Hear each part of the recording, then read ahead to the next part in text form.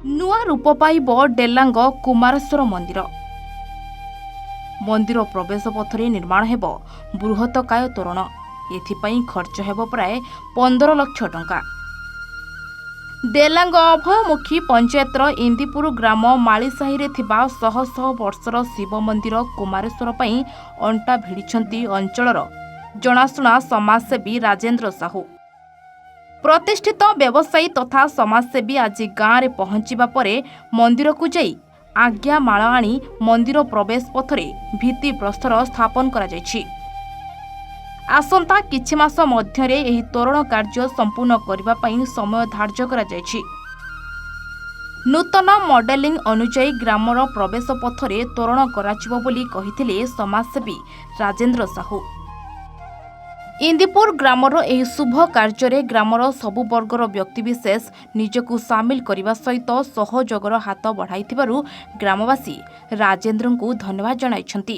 ଏଇଟା ଅଭୟମୁଖୀ ପଞ୍ଚାୟତ ଇନ୍ଦିପୁର ମାଳିସାହି ଆଜି ହଉଛି ଆମ ଅଞ୍ଚଳର କୁମାରେଶ୍ୱର ମହାଦେବଙ୍କର ଗେଟ୍ ର ଆଜି ହଉଛି ଫାଉଣ୍ଡେସନ କରାଉଥିଲା ଦିଆଉଥିଲା ଇଏ କରିକିରି ଆଉ ସମସ୍ତ ଏରିଆ ସମସ୍ତ ଲୋକମାନେ ଉପସ୍ଥିତ ଅଛନ୍ତି। ଆମ ବয়োଜ୍ୟେଷ୍ଠ ଲୋକମାନେ ଗୁରୁଜନ ଲୋକମାନେ ସମସ୍ତ ଉପସ୍ଥିତ ତାଙ୍କ ଉପସ୍ଥିତିରେ ଆଜି ଆମେ ଏଠି ଦେଲୁ ଶୁଭ ଦେଲୁ ଆଜି ବର୍ତ୍ତମାନ ପାଇଁ କୁମାରେଶ୍ୱରଙ୍କର ଗେଟ୍ ପାଇଁ ସ୍ୱତନ୍ତ୍ର ଭାବରେ ଡେଭଲପ ଚାହୁଁଛୁ। ଏଠି ବିଭିନ୍ନ ପ୍ରକାର ସରକାରଙ୍କ ତରଫରୁ ତ ସେମିତି କୌଣସି ସହଯୋଗ ମିଳିଲାନି, ତେଣୁ ବାଧ୍ୟ ହେଇକିରି ଆମେ ଆମ ତରଫରୁ ମୋ କମ୍ପାନୀ ତରଫରୁ ମୁଁ ପର୍ସନାଲି ଏଇଟାକୁ ଇଣ୍ଟରେଷ୍ଟ ନେଇକିରି ମୁଁ ମୋ ତରଫରୁ କରୁଛି।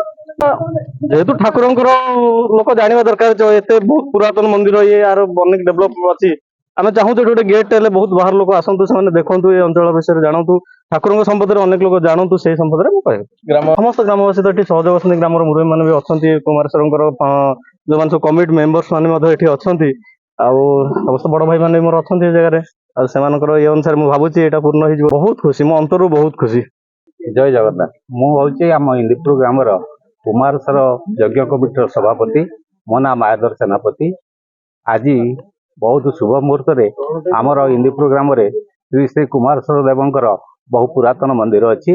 ଏ ପୁରାତନ ଏଠାରେ ଯଜ୍ଞ ହେଲେ ଚରୁ ପାଇକରି ବହୁତ ଲୋକ ତାଙ୍କ ମାନସିକ ପୂରଣ ହୁଏ ଏବଂ ବହୁତ ପୁରାତନ ମନ୍ଦିର ଏଠି ପୁରାତନ ମନ୍ଦିର। ଏଠି ରାଜା ବି ଏ ମନ୍ଦିରଟିକି ତିଆରି କରିଥିଲେ।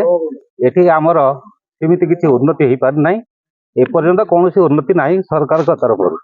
ଆଜି ଜଣେ ଭକ୍ତ ଆମରି ଗାଁର ସେ ଯୋଉ ମାନସିକ ଧରିକିରି ଏଠାରେ ଗୋଟିଏ ଗେଟ୍ କରୁଛନ୍ତି କୁମାରେଶ୍ୱରଙ୍କ ପାଇଁ, ତେଣୁ ତାଙ୍କର ମୁଁ ଆଶା କରୁଛି ବହୁତ ଉନ୍ନତିତର ଉନ୍ନତି ହଉ। ଗ୍ରାମବାସୀ ମାନେ ବହୁତ ଖୁସି।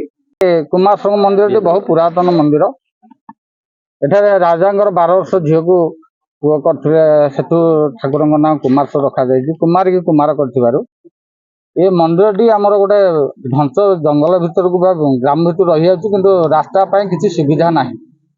ଲୋକମାନେ ଏଠାରେ ମନ୍ଦିର ଅଛି ବୋଲି ଜାଣିପାରୁନାହାନ୍ତି। ସେଥିପାଇଁ ଗୋଟେ ତୋରଣ ପାଇଁ ଆମେ ବହୁ ପ୍ରକାର ଚେଷ୍ଟା କରିଥିଲୁ, କିନ୍ତୁ ସରକାରଙ୍କ ତରଫରୁ କୌଣସି ଚେଷ୍ଟା ହେଇପାରିଲାନି, ସଦାବେଳେ ବିଫଳ ହେଲୁ। ସେଠୁ ଆମର ଏଇ ଅଞ୍ଚଳର ଜଣେ ଭକ୍ତ କୁମାରେଶ୍ୱର ଅଛନ୍ତି, ତାଙ୍କ ପାଖରେ ଜଣେଇଥିଲୁ। ସିଏ ଆସି ଆଜି ରାଜେନ୍ଦ୍ର ପ୍ରସାଦ ବାବୁ ଆମର ଏ କୁମାରେଶ୍ୱରଙ୍କର ମନ୍ଦିର ତୋରଣଟିକୁ ଅନୁକୂଳ ଶୁଭ ଦେଇଛନ୍ତି। ଯଥାଶୀଘ୍ର ସେ ତାଙ୍କ କାମ ପୂରଣ କରିବେ ବୋଲି ଆମର ଆଶା ଅଛି। ପ୍ରଭୁ କୁମାରେଶ୍ୱର ଦେବ ତାଙ୍କୁ ଘଣ୍ଟ ଘୋଡ଼େଇ ରଖନ୍ତୁ। ପିପିଲିରୁ ପ୍ରଶାନ୍ତ ମହାରଣାଙ୍କ ରିପୋର୍ଟ, A1 ଓଡ଼ିଶା।